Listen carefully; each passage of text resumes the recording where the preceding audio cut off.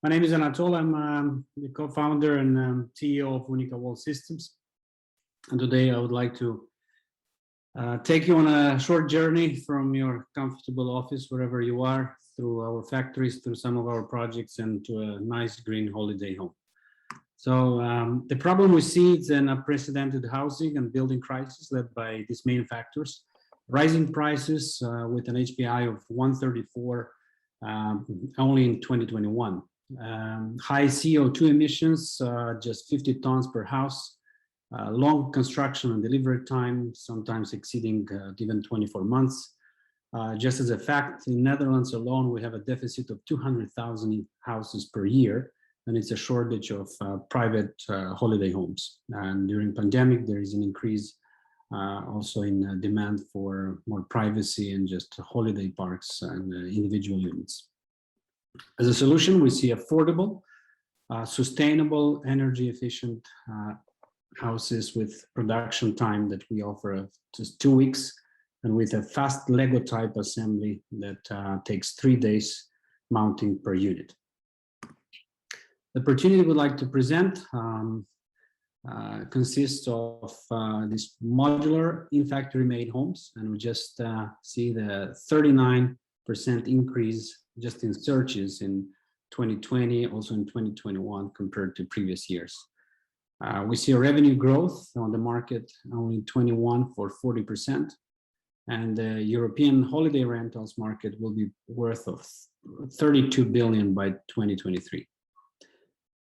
Our profile customer, or the profile of our customer, are young families from urban areas, students, young professionals, IT companies, also holiday parks, timeshare for extended families, as well as small investors who want to make an extra income just by investing in Airbnb type of holiday home.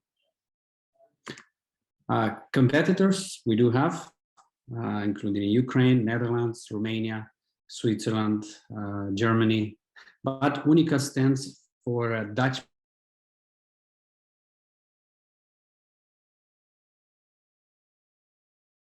And now we lost him for a while.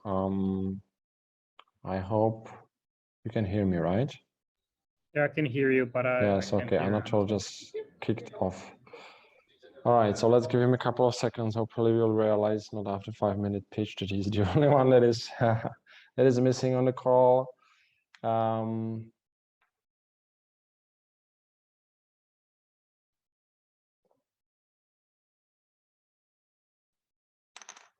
By the way, we should have here 4, 5, 6 teams today pitching, and we have a couple of business angels from the Central and Eastern European market. I see that Anatol probably just disappeared to restart it again, so give him a few moments.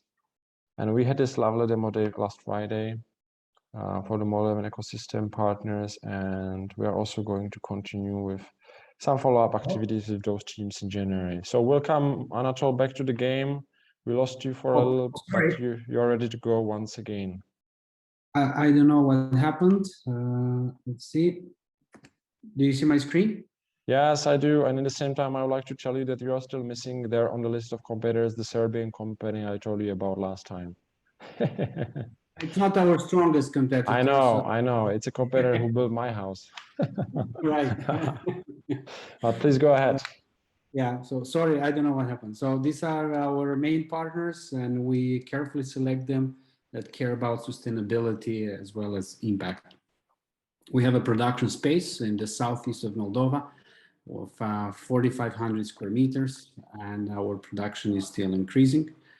And as you can see, we have a seamless or good production flow, implementing 5S and all kinds of new technologies.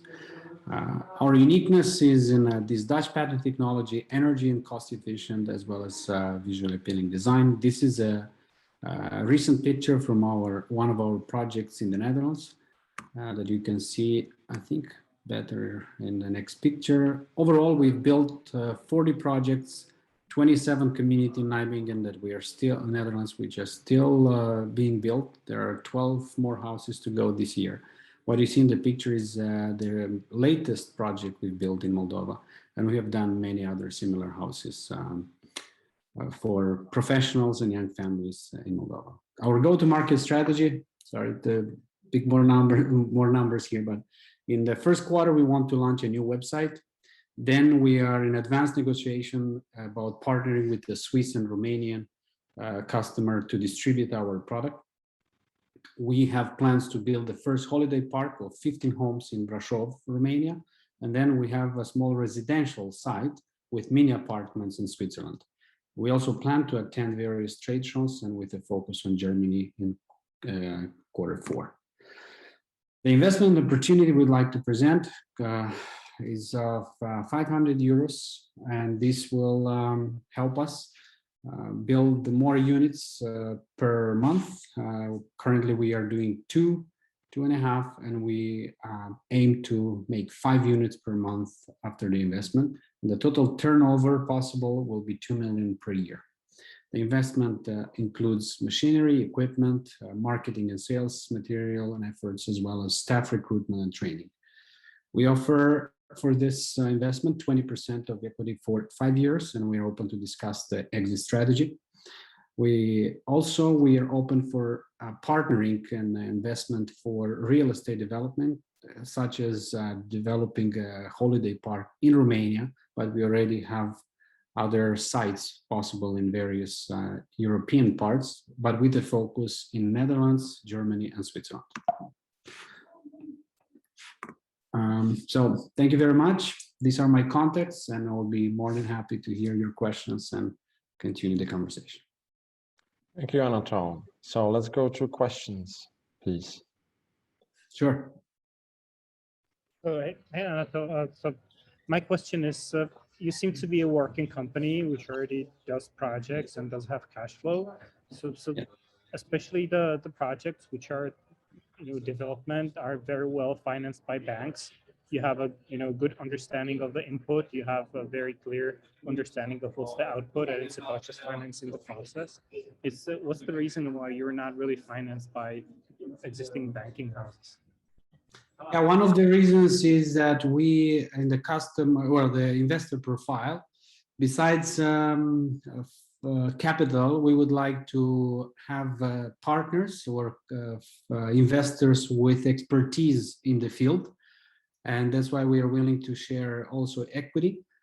We believe it takes knowledge, not only capital, to work in certain markets. So if we were to invest, we will be very selective, or if we were to receive the money, we'll be selective to partner with someone who has capital and expertise and knowledge on the market, because the type of developments we do, both extending the production, but then reaching the final market, it takes knowledge of the local circumstances and legalities and so on. Okay, understood. My second question is what does it mean that you're looking for the 5-year term on the 20% equity? So do you expect the management buyback, or do you actually expect a venture debt, or what's the financing structure, and what does it mean that the 5-year term?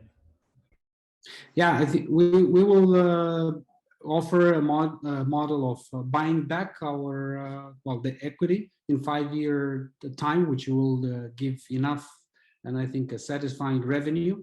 But it's a 5-year plus, and if the partnership goes well, I think it will be mutually win-win situation for both the investor and us, and we are open to discuss a longer term partnership, but I think it's a minimum 5 years. Okay, where do you expect the company to be incorporated? Where is the company which is going to hold the investment? We have currently 2 companies, and we are willing to talk to both in the Netherlands or here. So we have both offices in Moldova and the Netherlands. We prefer to work in Moldova, but we can also have securities provided in the Netherlands. So depending on where the customer is based, we can talk either Moldova or Netherlands.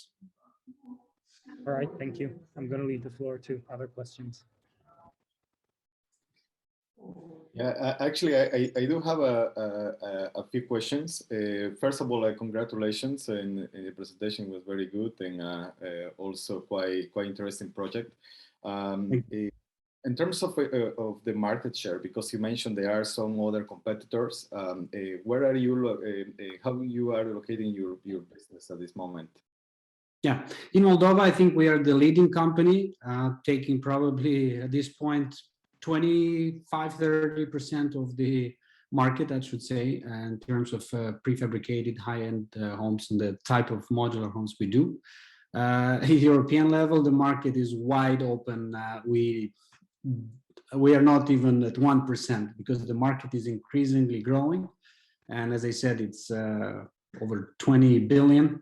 And we just take a very small fraction of it. And the advantage is that the market is actually not nearly supplied, so there is so much demand.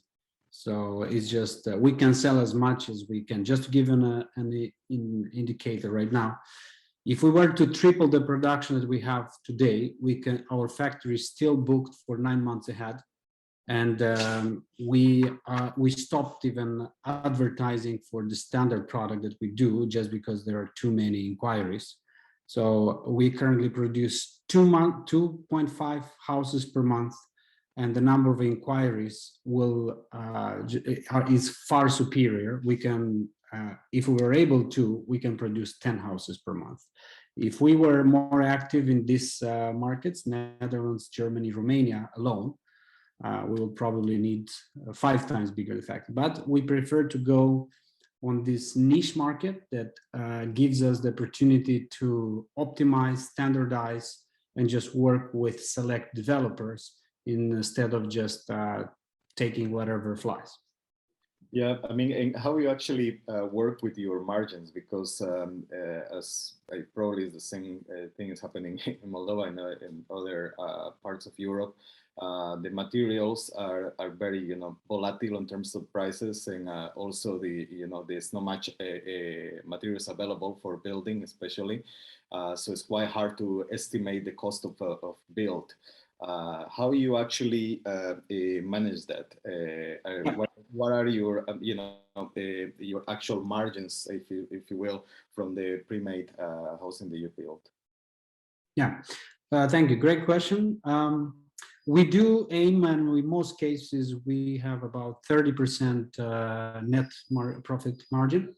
The way we protect ourselves, we stipulate in the contract that if we can prove any price variations, both up and down, but especially in the context of rising prices, if we can prove at least a notification from the supplier that the price increased from the moment we had the money from the customer and until we paid the supplier, that price difference is compensated and agreed mutually with the customer, because nobody can really control it, nobody can fight it.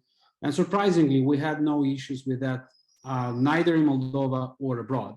For example, the 27 homes projects in the Netherlands, we had a price indexation that took into consideration both the market increase as well as the real price we paid for the wood, for other materials to various European suppliers. So customers actually are quite fine with this situation because it's beyond their or our control. So once we have it in the contract, they honor the agreement.